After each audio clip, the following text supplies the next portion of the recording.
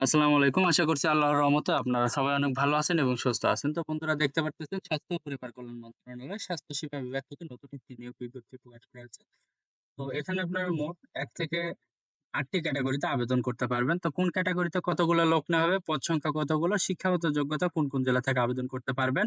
এরপরে আবেদন করতে কত টাকা খরচ পড়বে, আবেদনের সময়সীমা কত, সবকিছুই থাকছে আজকের এই ভিডিওতে। যদি আপনি আমার এই ভিডিওতে নতুন দর্শক হয়ে থাকেন, আপনাকে অসংখ্য ধন্যবাদ আমার এই ভিডিওতে আসার জন্য এবং ভিডিওটি দেখার জন্য। তো সবাই ধৈর্য সহকারে পুরো ভিডিওটি দেখতে থাকবেন। আশা করি ভিডিওটি পুরোটাই দেখলে আপনি এখান থেকে আ ভালো একটি জব অপরচুনিটি আ কালেক্ট করে নিতে পারবেন।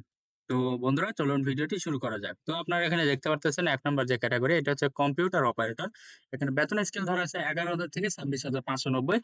এখানে পদ সংখ্যা ধরা আছে ৪ টি। শিক্ষাগত যোগ্যতা আছে যে কোন শিক্ষিত শিক্ষক বিশ্ববিদ্যালয় হতে বিজ্ঞান বিভাগে স্নাতক বা সমমানের ডিগ্রি কম্পিউটার মুদ্রাক্ষরে গতি মিনিটে বাংলায় ২৫ শব্দ, ইংরেজিতে ৩০ শব্দের গতি সহ সংশ্লিষ্ট বিষয় স্ট্যান্ডার্ড অ্যাপটিটিউড টেস্টে উত্তীর্ণ হতে হবে।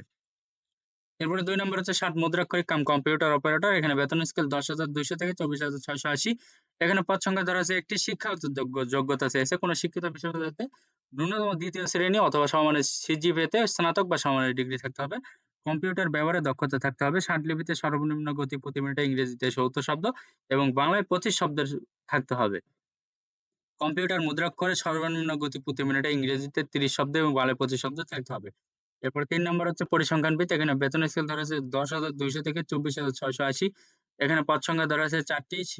শিক্ষাগত যোগ্যতা কোন শিক্ষিত বিশ্ববিদ্যালয়তে পরিসংখ্যান, গণিত, অর্থনীতি বিষয়ে স্নাতক বা সমমানের ডিগ্রি, কম্পিউটার চালানোয় দক্ষ থাকতে হবে। এরপরে ৪ নম্বর হচ্ছে তত্ত্বীয় টেকনিশিয়ান। এখানে পদ সংখ্যা ধরা আছে ২ টি। বেতন স্কেল ৯,৭০০ থেকে ২৩,৪৯০।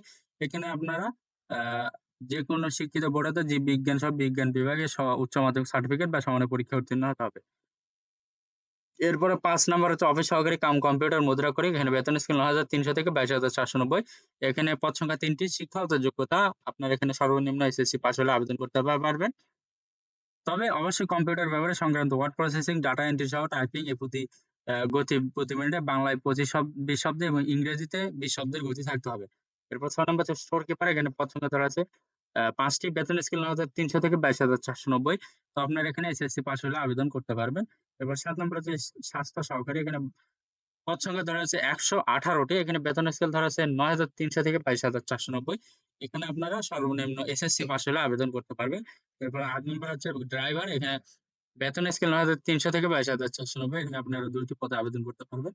এখানে আপনারা সর্বনিম্ন ৮ম শ্রেণী পাস হলে আবেদন করতে পারবেন। তবে বিআরটি এর হালকা যানবাহন চালানো বৈধ হালকা ড্রাইভিং লাইসেন্স থাকতে হবে। তো বন্ধুরা এখন আপনাদেরকে দেখাবো আপনারা এখানে কিভাবে আবেদন করবেন এবং আপনারা কত বছর হলে আবেদন করতে পারবেন। তো এখন আপনারা ১৮ থেকে ৩০ বছর বয়স যাদের শুধুমাত্র তারা এখানে আবেদন করতে পারবেন। তো বিভাগীয় প্রার্থীর ক্ষেত্রে সর্বোচ্চ বয়সসীমা ৪০ বছর পর্যন্ত শিথিলযোগ্য। তো এখন আপনাদেরকে দেখাবো আপনারা অনলাইনের মাধ্যমে কিভাবে আবেদন করবেন। তো এখানে দেখতে পারতেছেন অনলাইনে আবেদনের জন্য এখানে লিঙ্ক দেওয়া আছে। এই লিঙ্কে ক্লিক করে আপনাকে আবেদন করতে হবে। তো আবেদন শুরু এবং ফর্ম ফি জমা দানের শুরুর তারিখ হচ্ছে ২৪/৪/২০২৪ সকাল ১০ ঘটিকা এবং অনলাইনে আবেদনের শেষ তারিখ হচ্ছে ১৪/৫/২০২৪ বিকাল ৪ ঘটিকা। তো আপনাকে এই সময়ের ভেতরে আবেদন করতে হবে এবং আবেদনের করার পাশাপাশি আপনাকে ৩০০x৩০০ পিক্সেল একটি রঙিন ছবি এবং ৩০০x৮০ পিক্সেল একটি স্বাক্ষর আপলোড করতে হবে আবেদনের সাথে। এবং আবেদন করার ৭২ ঘন্টার ভেতরে আপনাকে পরীক্ষার ফি বাবদ যে টাকা সেটা আপনার টেলিটক প্রিপেইড নাম্বারের মাধ্যমে প্রেরণ করতে হবে। এখানে দেখতে পাচ্ছেন এসএমএস প্রেরণ নিয়মাবলী পরীক্ষার ফি প্রদান। তো আপনাকে এখানে কত টাকা ফি দিতে হবে এটা একটু দেখে নেন। যে এখানে ১৩ থেকে ১৬ তম গ্রেডের যে বেতন স্কেল এটার জন্য আপনাকে ৳২২৩ ফি দিতে হবে। এই ফি দেওয়ার পরে আপনার আ আবেদনপত্রটি গৃহীত হবে এবং যদি আপনি ফি না দেন তাহলে আপনার আবেদনপত্রটি বাতিল বলে গণ্য হবে। তো আপনি আবেদনপত্রে ফি জমা দেওয়ার পরে আপনি কি করবেন এখানে এক্সাম্পল হিসেবে এসএমএস দেওয়ার অপশন আছে। আপনি আপনার মোবাইল ফোন দিয়ে এভাবে এসএমএস করবেন। তো এসএমএস করলে তারা একটি ইউজার আইডি পাসওয়ার্ড দিবে। ইউজার আইডি পাসওয়ার্ড দিয়ে আপনি এই লিংকে ক্লিক করে লগইন করবেন। লগইন করার পরে ওখানে দেখতে পারবেন আপনার রোল নাম্বার, পদের নাম, ছবি, পরীক্ষার তারিখ, সময় ও স্থান, কেন্দ্রের নাম ইত্যাদি সম্বলিত একটি প্রবেশপত্র থাকবে।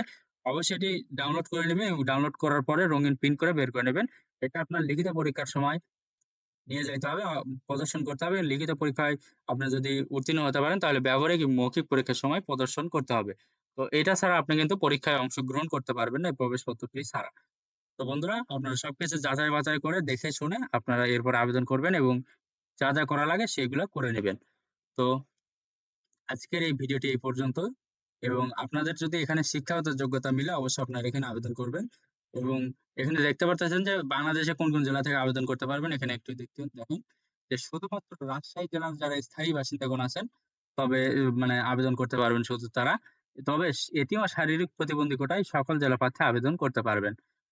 যদি যারা ভালো তারা শুধুমাত্র রাজশাহী জেলায় স্থায়ী বাসিন্দা, তবে এতিম ও শারীরিক প্রতিবন্ধী হলে সকল জেলা প্রার্থী আবেদন করতে পারবেন।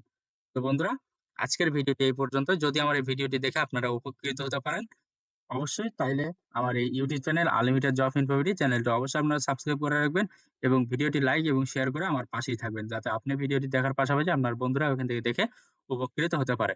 তো সবার জন্য অনেক অনেক শুভকামনা। সবাই ভালো থাকবেন, সুস্থ থাকবেন। আল্লাহ হাফেজ। দেখা হচ্ছে নতুন কোনো video. Thanks for watching. Please like, share, subscribe.